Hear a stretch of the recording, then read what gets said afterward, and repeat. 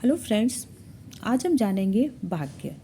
आज हम वाक्य के बारे में पढ़ेंगे कि वाक्य के भेद कितने होते हैं, वाक्य कहते किसे हैं और उन भेदों के बारे में पूरे विस्तार से हम पढ़ेंगे। तो आपको ये टॉपिक वाक्य का इस वीडियो में एकदम क्लियर हो जाएगा। इसे पूरा क्लियर करने के लिए, पूरा अच्छी तरह से समझने के लिए इस वीडियो को पूरा ज़रूर देखें।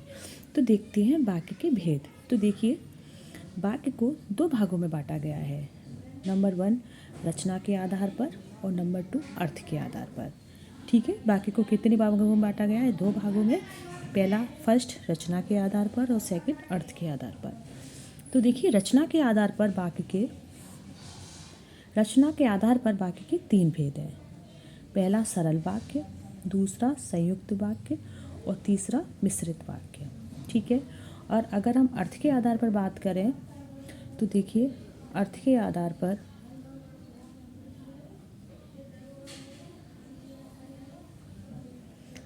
आधार पर वाक्य के 8 भेद हैं।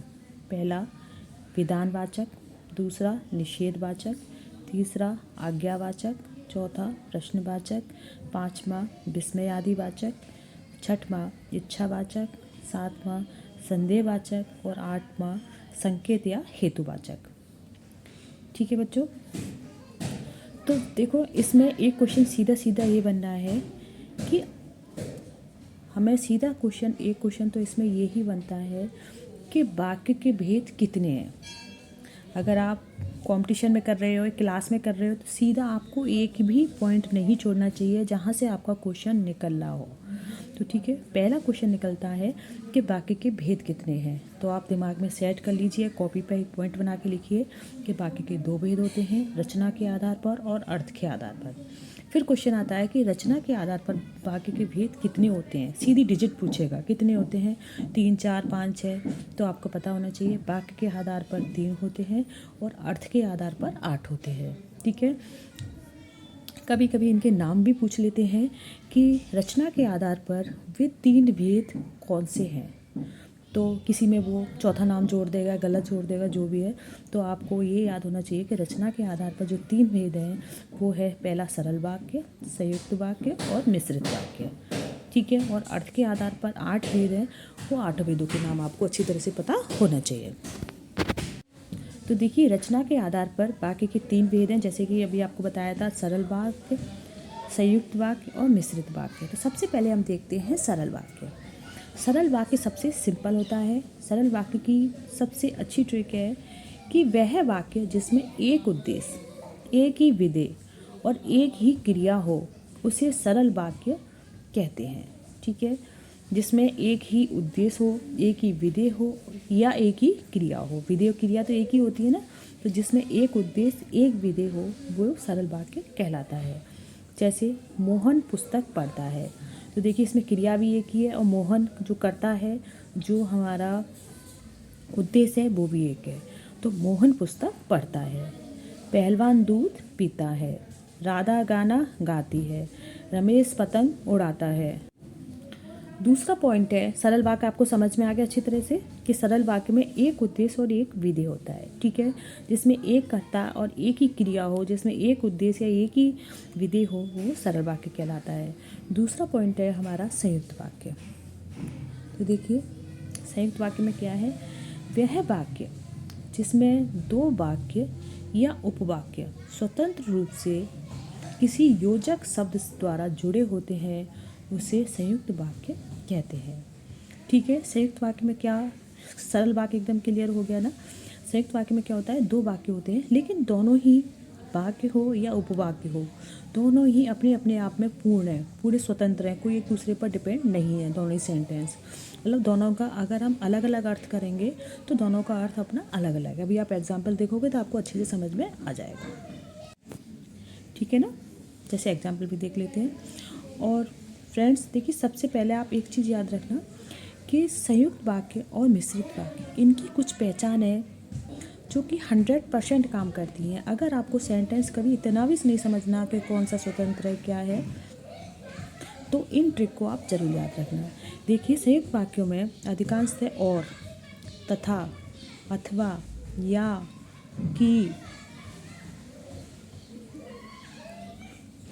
या कि, परंतु, लेकिन आदि योजक शब्दों का प्रयोग किया।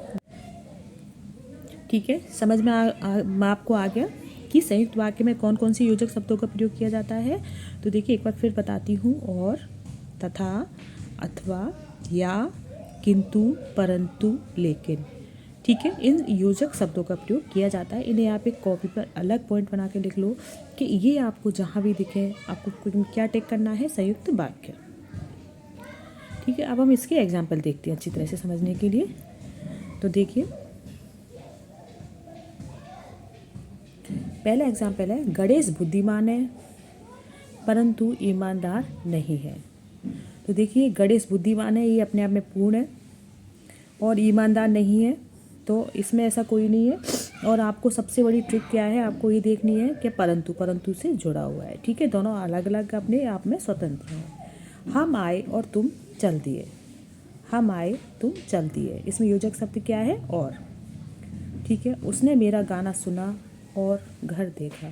तो उसने मेरा गाना सुना, ये अपना अलग स्वतंत्र है, और घर देखा।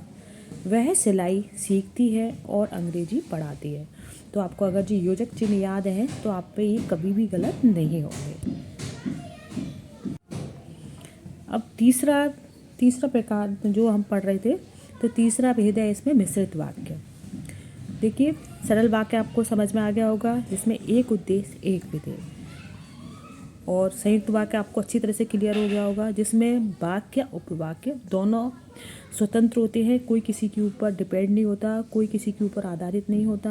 और सबसे अच्छी जो उसकी ट्रिक है वो भी आपको अच्छे से याद कर लेना और समझ में आ गई होंगी।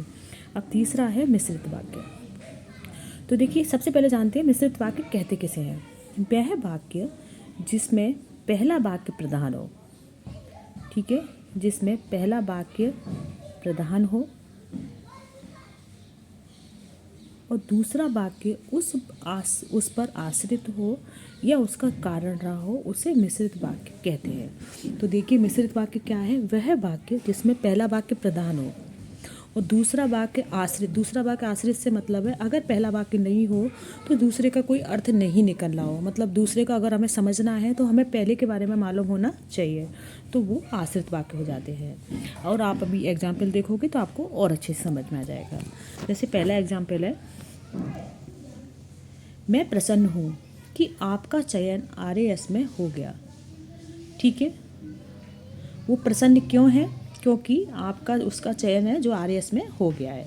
तो जो प्रसन्न शब्द है वो इसके ऊपर निर्भर है। ठीक है, मैं यदि पढ़ता तो आज मेरी दुर्दशा नहीं होती।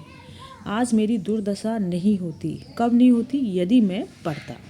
ठीक है, आपको समझ में आ रहा है कि पहला वाक्य प्रधान है और दूसरा कैसा है, उस पर आश्रित या उसका कारण है। ठीक है, तीसरा पॉइंट है, यदि बरसात अच्छी होगी तो फसल भी अच्छी होगी। फसल कब अच्छी होगी, जब बरसात अच्छी होगी। ठीक है, दूसरा वाक्य पहले पर डिपेंड है। यदि छात्र पढ़ते तो RAS में भी चयन हो जाता। अभी आपको अच्छी तरह से समझ में आ गया होगा ये। तो बच्चों इसके साथ ही वाक्य के जो हम भेद पढ़ रहे थे रचना के आधार पर, वो तीनों आपके कंप्लीट हुए और आपको शायद अच्छी तरह से समझ में आ भी गए होंगे। ठीक है, एक बार वीडियो को आप अच्छी तरह से समझेंगे तो ये मान लीजिए कि ये टॉपिक आपका रचना के आधार पर है, वो एकदम क्लियर हो जाएगा। अब हम नेक्स्ट वीडियो में हम पढ़ेंगे अर्थ के आधार पर वाक्य के भेद। धन्यवाद।